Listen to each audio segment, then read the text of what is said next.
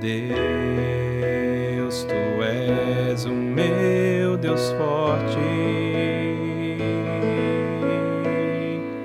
Eu te busco ansiosamente. A minha alma tem sede de Ti. Meu corpo Te almeja como terra árida, exausta sem água.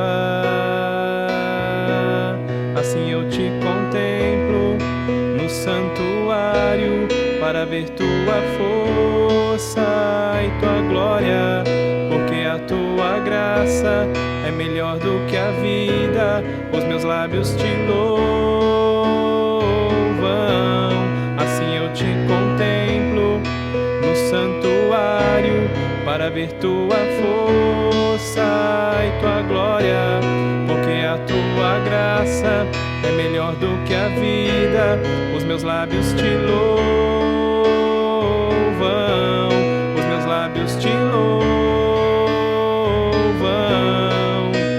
Ó Deus, Tu és o meu Deus forte.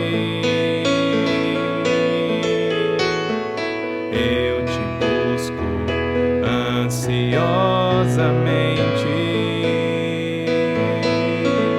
A minha alma tem sede de Ti. Meu corpo Te almeja como terra árida, exausta sem água. Assim eu Te contemplo no santuário, para ver Tua força e Tua glória, porque a Tua graça é melhor do que a vida. Os meus lábios Te louvam. Assim eu Te contemplo no santuário, para ver Tua força e Tua glória, porque a Tua graça é melhor do que a vida. Os meus lábios Te louvam. Os meus lábios Te louvam.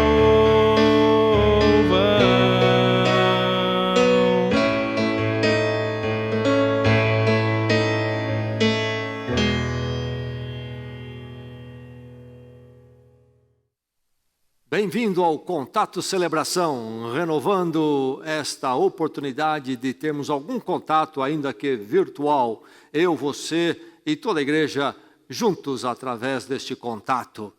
E aí estamos nós, então, nesse tempo de quarentena e sempre carentes de sermos alentados pela Palavra de Deus, que ela possa estar sempre dirigindo o seu coração e as circunstâncias e a situação toda à nossa volta não venham a fazer o seu íntimo sucumbir. A Palavra de Deus trata com você e trata de forma maravilhosa. A Palavra de Deus para nós, nesse tempo, é um salmo muito apropriado para este momento, o Salmo 46. Que esta palavra do Senhor se renove na sua vida neste dia, quando você se posta aqui, agora, e olha para frente. Ouça a palavra de Deus, Salmo 46, diz assim: Deus é o nosso refúgio e fortaleza, socorro bem presente nas tribulações. Portanto, não temeremos, ainda que a terra se transtorne e os montes se abalem no seio dos mares, ainda que as águas tumultuem e espumejem, e na sua fúria os montes se estremeçam. Há um rio cujas correntes alegram a cidade de Deus, o santuário das moradas do Altíssimo. Deus está no meio dela, jamais será abalada. Deus a ajudará desde antemanhã. Bramam nações, reinos se abalam. Ele faz ouvir a sua voz e a terra se dissolve. O Senhor dos exércitos está conosco. O Deus de Jacó é o nosso refúgio. Vinde, contemplai as obras do Senhor, que assolações Ele efetuou na terra. Ele põe termo à guerra até os confins do mundo, quebra o arco, despedaça a lança, queima os carros no fogo. Aquietai-vos e sabei que eu sou Deus. Sou exaltado entre as nações, sou exaltado na terra. O Senhor dos exércitos está conosco. O Deus de Jacó é o nosso refúgio. Verso 4 diz, há um rio cujas correntes alegram a cidade de Deus. Há um rio cujas correntes alegram a cidade de Deus. Há uma cidade, que é a cidade de Deus, e há um rio cujas correntes alegram a cidade de Deus. Aquietai-vos e sabei que eu sou Deus. Há um rio. Foi muito comum se fundar cidades perto de rio ou lagoas. A água é necessária para a vida, por isso, então, os assentamentos que viraram cidade acabaram sendo fincados perto de água, perto de rios. Com o decorrer do tempo, a urbanização chegando, os rios foram e são canalizados, urbanizados, e se tornam parte integrante da cidade como algo belo e agradável. Algumas cidades conseguem cuidar bem, as cidades com belos rios passando pelo seu meio, e rios que passam então tranquilamente, sem enchentes, sem poluição. Outras cidades lutam, como São Paulo, não consegue atingir 100% o objetivo, mas ainda assim se aprecia o fato de se ter rios. Eles realmente alegram, fazem uma diferença na cidade. Foi assim, então, o relacionamento da urbanização rios em tempos passados, mas mais recentes aí da nossa era, e também foi assim na antiguidade. Mas haviam relacionamentos na antiguidade um pouco diferente daquele que nós temos hoje enquanto cidade e rio. Podemos perceber isso, por exemplo, nos mitos ugaríticos. Foi descoberto em 1929 por um arqueologista francês, os tabletes com as narrativas dos mitos ugaríticos na cidade de Ugarit, que é localizada, ou foi localizada no que hoje seria o terreno da Síria, ali perto do Mediterrâneo. E esses textos, então, vão remontar, são datados lá para 13 séculos antes de Cristo, mais ou menos. Então, são textos bem antigos. E esta região, então, ali da Síria, a cidade de Ugarit, da antiguidade, não está muito longe de Israel, e então não estava muito longe do povo cananeu, que habitou também na terra ali antes de Israel. Muito bem, nós encontramos nessas narrativas mitológicas ugaríticas a questão dos deuses, e aparece o deus principal, El. E havia também o deus menor, Baal, que vai lutar com esse deus. Mas Deus El é o principal. Era o principal deus, então, ali da cultura ugarítica. E vamos encontrar na narrativa que este deus El habita numa montanha principal. E nos entendimentos da antiguidade, esta montanha seria uma montanha primeva. No caos do mundo e das águas se levanta esta montanha que vai ordenar tudo. E ali então está a habitação deste Deus principal. De formas diferentes encontramos coisas semelhantes em outras culturas, mas lá nos ugaríticos então havia o Deus El, que certamente impactava ali todo o povo cananeu, e quando o povo de Israel chega lá por volta desta época, a região ali, que seria a terra prometida, encontra essa cultura, o Deus principal sendo chamado de El, e esta ideia então toda do Deus da montanha. Mas esta montanha, então, é muito identificada com esse Deus e às vezes até se confunde na mitologia. A montanha de Deus, ela se torna até algo com personalidade. E esta montanha, então, é uma expressão ou é um ponto de ordem diante das águas tumultuadas, das grandes águas. E no mito, então, o Deus El e desta montanha haverá de fazer fluir um rio, ou fazia fluir um rio de lá. E por que um rio? Bem, aí nós voltamos à questão da necessidade da água para a vida. Mas isto vai ganhar uma expressão na mitologia relacionada ao Deus El e à sua montanha, com a ideia e o conceito da fertilidade. O entendimento já mitológico, então, a água vai muito além, o Deus vai muito além, sendo então esta fertilidade, alguns até interpretam que este rio e a montanha tinham um certo relacionamento praticamente ali romântico e que então fertilizava o mundo. Enfim, aí está a ideia da fertilidade relacionada ao rio, relacionada ao Deus El. O que é a fertilidade? É a ideia então da vida, a fertilidade na produção dos frutos, da agricultura, e a fertilidade também em termos de se ter filhos, a humanidade continuar. Então esta é a ideia, é o panorama da antiguidade ali dos ugaríticos e que encontra paralelos semelhantes em outras culturas.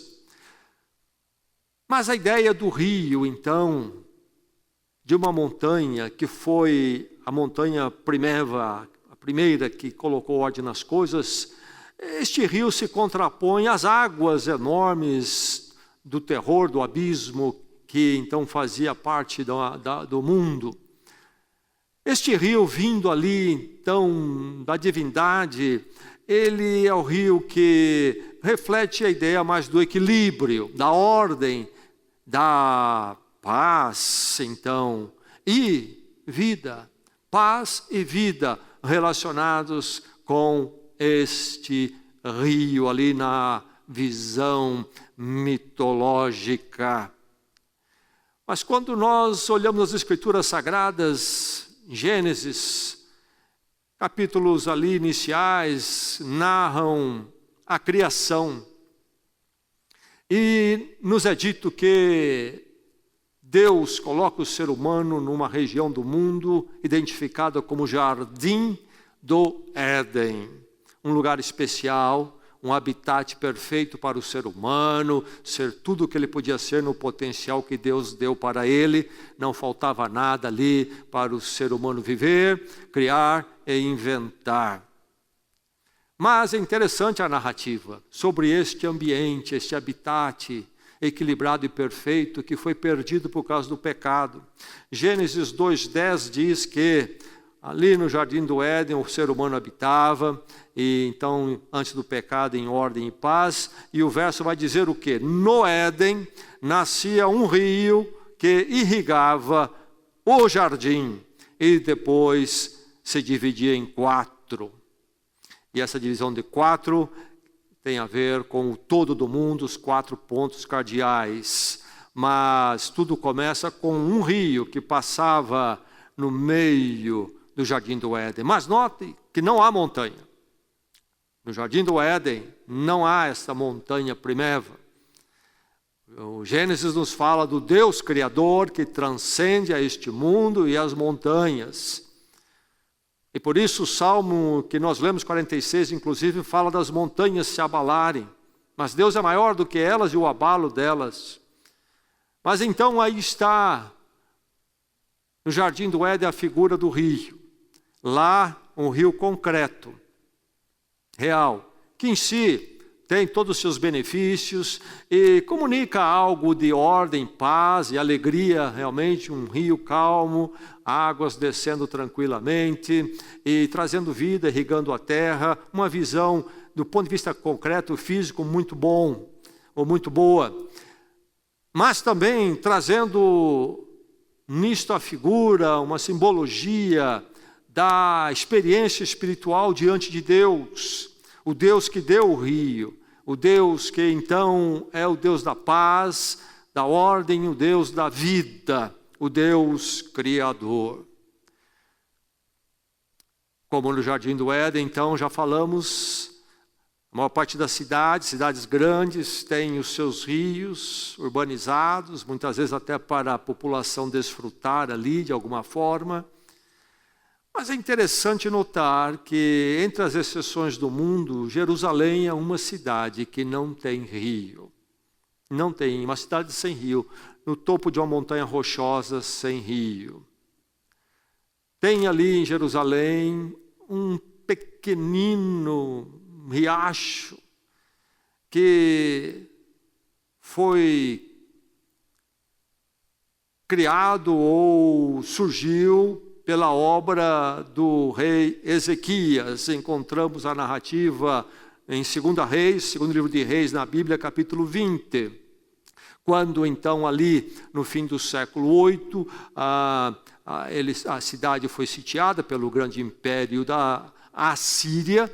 O imperador Senaqueribe sitiou Jerusalém, e quando Ezequias então percebe que vai haver esse sítio, ele sabe que então as muralhas seriam cercadas, não poderiam sair, e ele toma a providência de bloquear a fonte de água principal deles, que era a fonte Gihon, que ficava um pouco fora da muralha, bloqueá-la e forçar as águas daquela fonte correrem para dentro de Jerusalém. Mas para isso foi necessário cavar um túnel, e foi cavado este túnel. Eu tive a oportunidade de atravessá-lo por dentro, às vezes apertado, às vezes um pouquinho mais largo. Não é um túnel grande, é pequeno, em alguns lugares bem apertado para passar uma pessoa, mas de 533 metros, e vai dar naquilo que se tornou então o poço ali de Siloé. Isto tem em Jerusalém, uma cidade que luta com a questão da água. Jerusalém sem rio. Mas o Salmo diz que há um rio cujas correntes alegram a cidade de Deus.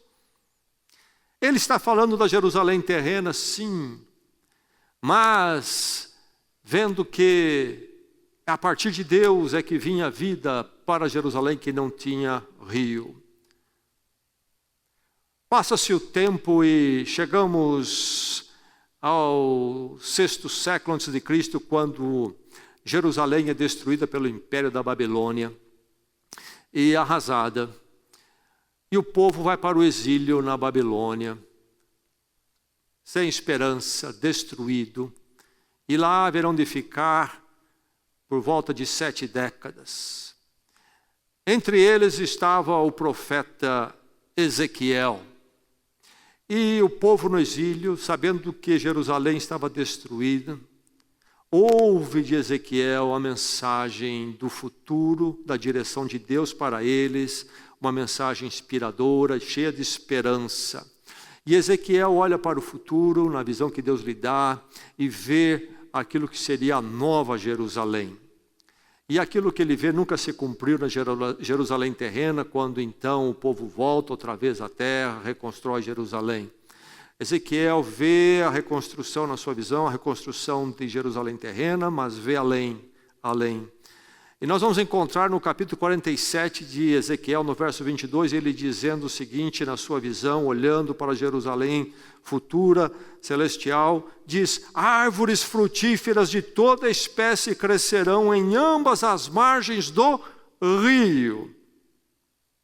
Suas folhas não murcharão e os seus frutos não cairão. Todo mês produzirão, porque a água vinda do santuário chega a eles. Seus frutos servirão de comida e suas folhas de remédio.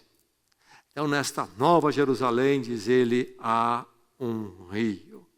um rio que haverá de trazer o sustento eterno, a cura e tudo aquilo que será necessário para se viver para sempre.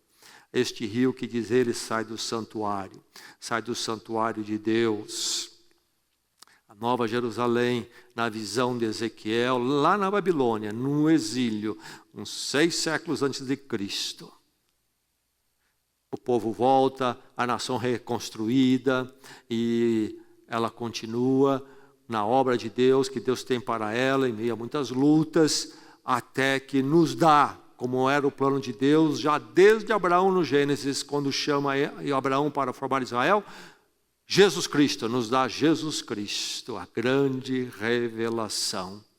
E nele então encontramos a redenção, a salvação, e nos tornamos cidadãos do reino e destinados para a Nova Jerusalém. E o que é que o livro de Apocalipse vai nos dizer então? No capítulo 21, nós temos a descrição da Nova Jerusalém, e no capítulo 22 continua a experiência de João, na sua visão em Apocalipse, quando lhe é dado para ver então a Nova Jerusalém.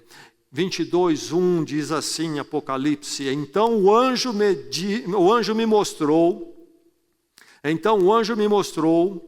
o rio da água da vida, que, claro como cristal, fluía do trono de Deus e do Cordeiro, no meio da rua principal da cidade.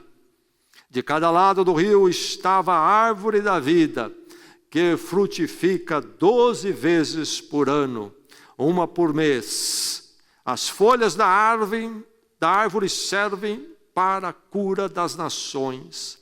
Já não haverá maldição nenhuma. O trono de Deus e do Cordeiro estará na cidade, e os seus servos o servirão. Esta cidade, com este rio, que é o rio da vida, e ali está a árvore da vida.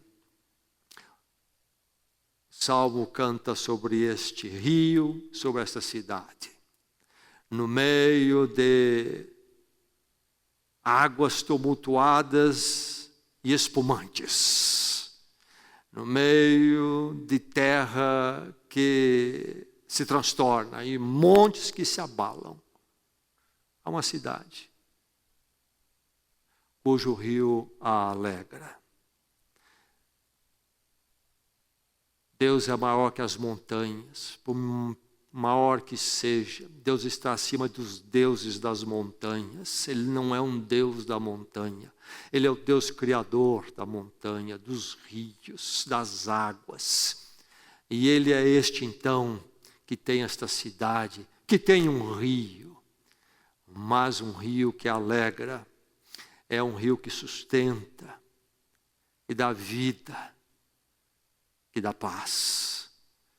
Esta cidade onde habita Deus e o Cordeiro, Jesus Cristo, aquele que foi dado por nós e por quem o Cordeiro imolado na cruz, através de quem nós podemos fazer parte dessa cidade.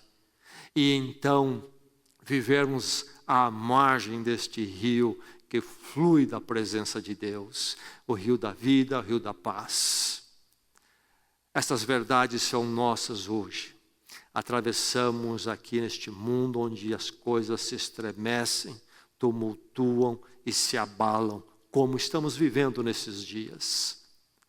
Mas o nosso coração precisa se lembrar de que nós pertencemos à cidade de Deus e nós vivemos à margem deste rio, fonte de paz, alegria e vida.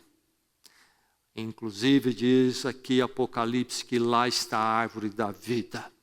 Eu li em Gênesis a narrativa de que no Éden nascia um rio que irrigava o jardim.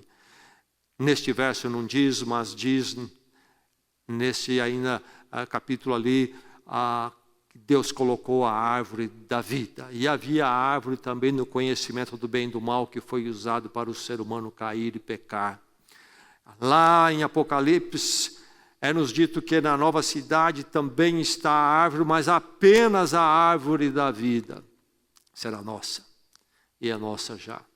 Vivemos então no meio deste mundo tumultuado, às vezes parece se controlar um pouco, mas são períodos breves, novos tumultos vêm, a história da humanidade é marcada por momentos assim piores diversas vezes.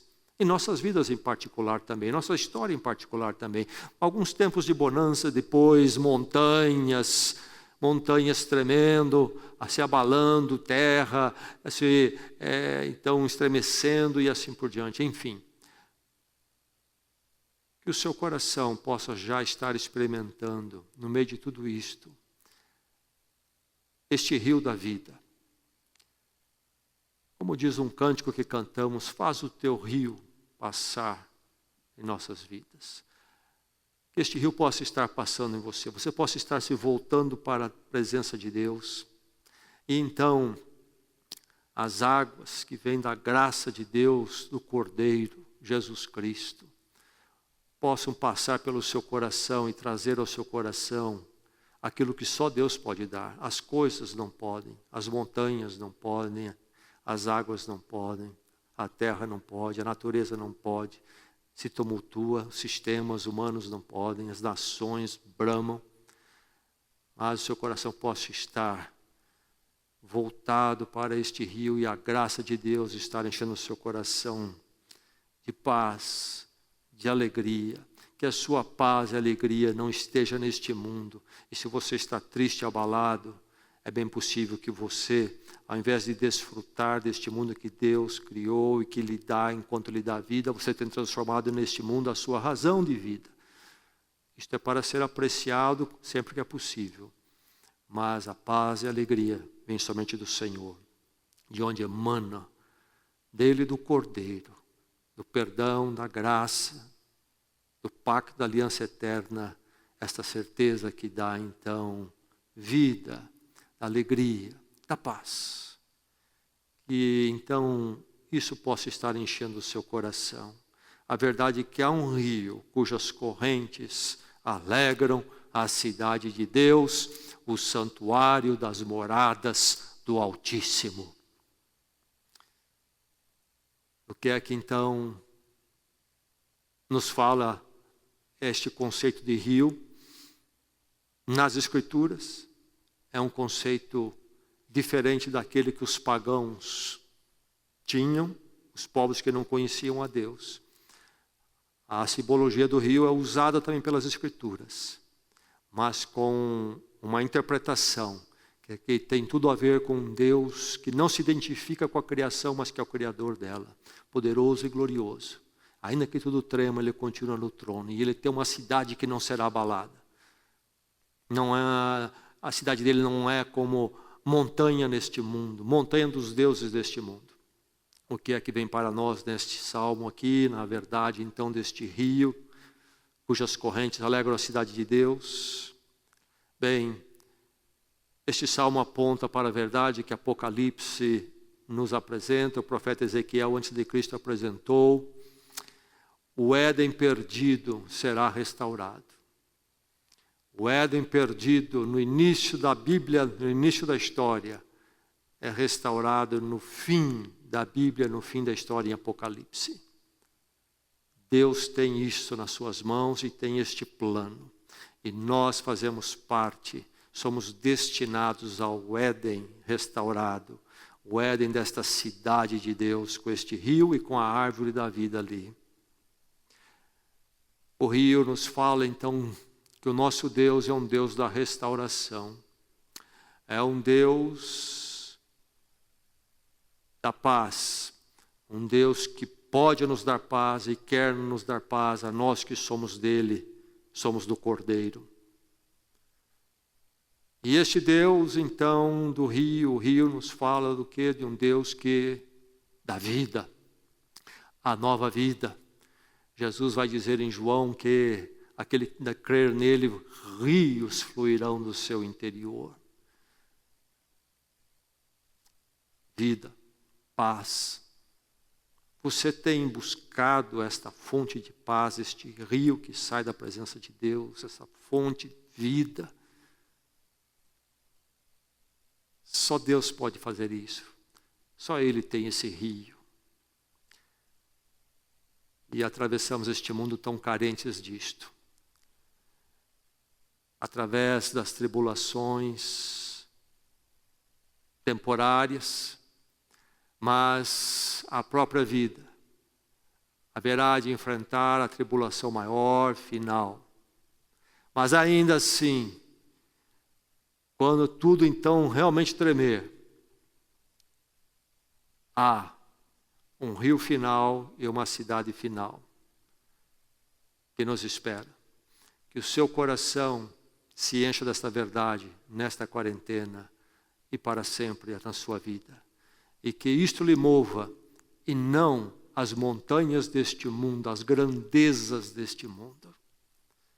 Que o que possa mover-nos seja os deuses deste mundo, ídolos que criamos, mas este Deus eterno que está acima de tudo e que através do Cordeiro o destina para essa cidade gloriosa, onde o rio de vida, graça e paz, equilíbrio dele permanece para sempre.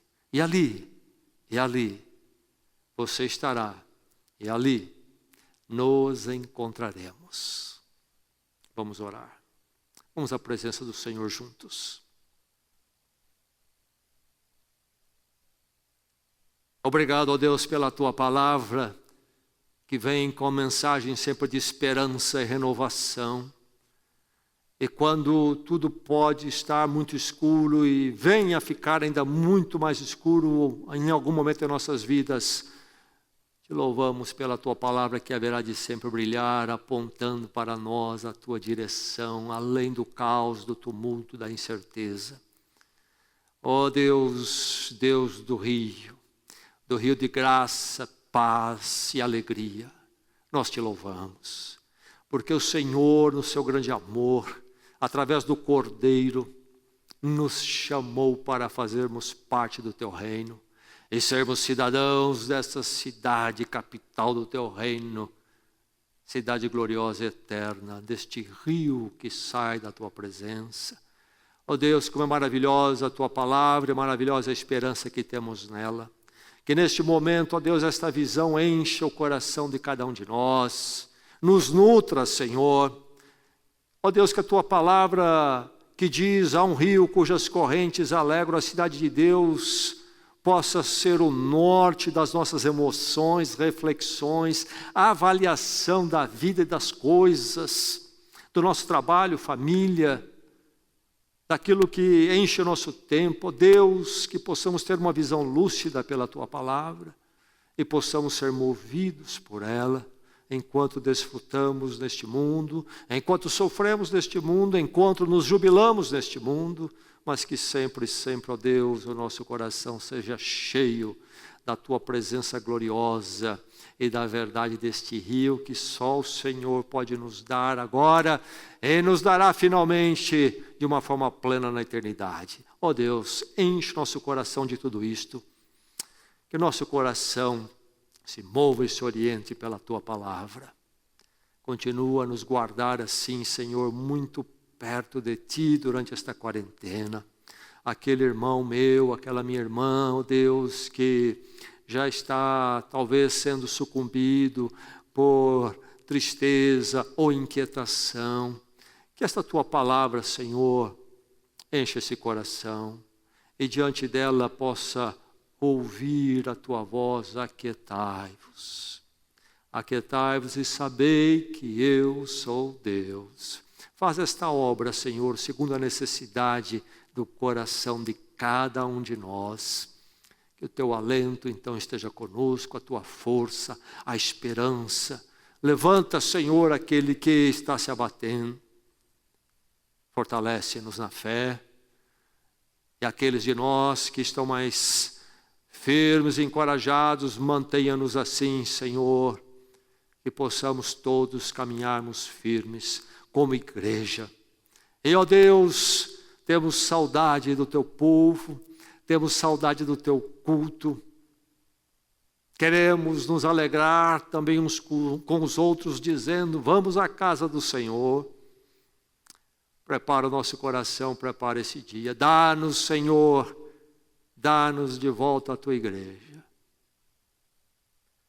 Entrego nas tuas mãos aquele, ó Deus, que atravessa uma necessidade mais especial, na saúde, no trabalho, no relacionamento familiar, que o inimigo não use esse tempo para destruição, Senhor. A vida matrimonial, da vida familiar, repreende o maligno, dá quebrantamento, ó Deus, dá vitória. Que saiamos desse tempo todos nós mais perto de Ti, mais edificados por Ti. Faz a Tua obra em nossas vidas. Oramos em Cristo Jesus. Amém e amém, Senhor. Você está cuidando do seu coração, da sua alma, está vigilante, está em oração diariamente. Não descuide, o inimigo atua, ele não fica neutro. E quarentena é um tempo propício para ele. O esfriamento, o desvio de caminho, abraçando, buscando coisas que são estranhas ao Filho de Deus, à Filha de Deus. Como é que está o seu coração? A sua alma está tratando? Está buscando a palavra diariamente? Está examinando com o Senhor? Está firme? Está orando pela igreja e pedindo que Deus o mantenha firme e em grande expectativa pela igreja? Ore, cuide de você, cuide da sua casa. Não deixe o diabo usar esta quarentena, que ela seja um retiro espiritual e você saia dela mais forte. Cuide da sua alma, meu irmão, minha irmã. Ore pela igreja, apelo mais uma vez. A igreja também pode ser atacada pelo maligno, mesmo numa quarentena. Ore pela igreja. Precisamos orar e orar pela igreja. Você está orando? E não esqueça a sua contribuição fiel. Pelo nosso site é muito fácil de fazer, ou de outra forma é só telefonar para a nossa secretaria. Enfim, aí estamos nós no mês de maio. Deus provendo, seja fiel no que Ele lhe prover. No que Ele lhe prover, seja fiel. E vamos então fazer aquilo que Deus nos pede, sustentando a obra. E que o nome do Senhor não seja envergonhado nesta igreja. Por mim e por você. Que o nome do Senhor não seja envergonhado. Você que tem sido fiel, muito obrigado mais uma vez. Você encoraja todos nós, encoraja a igreja. Você é uma inspiração. Que Deus o mantenha assim, meu irmão, minha irmã. Fique na graça e na paz em Jesus Cristo.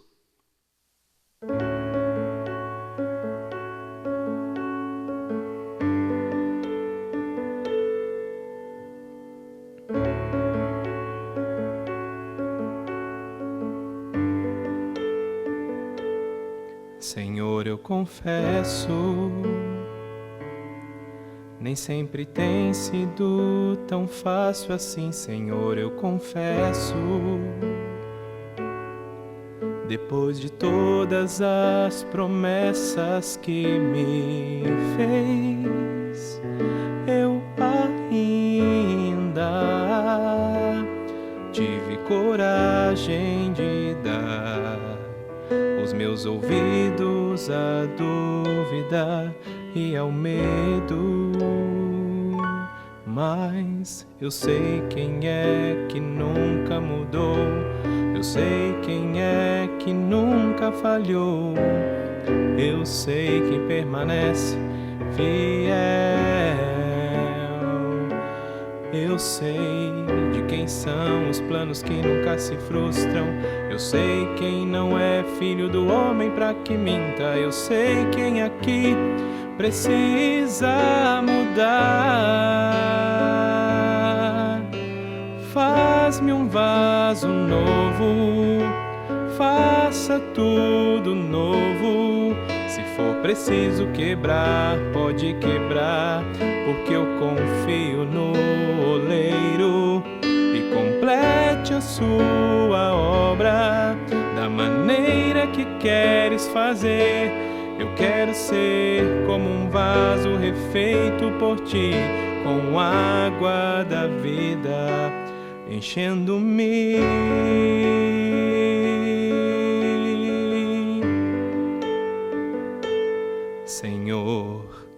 confesso, às vezes simplesmente eu não consigo acreditar. Eu te confesso que tem dias que eu não consigo ver, nem mesmo que pela fé as suas promessas uma a uma se tornarem realidade. Mas eu sei quem é que nunca mudou, eu sei quem é que nunca falhou, eu sei quem permanece fiel, eu sei de quem são os planos que nunca se frustram, eu sei quem não é filho do homem pra que minta, eu sei quem aqui precisa mudar. Faz-me um vaso novo, faça tudo novo. Se for preciso quebrar, pode quebrar, porque eu confio no oleiro. E complete a sua obra da maneira que queres fazer. Eu quero ser como um vaso refeito por ti, com água da vida enchendo-me.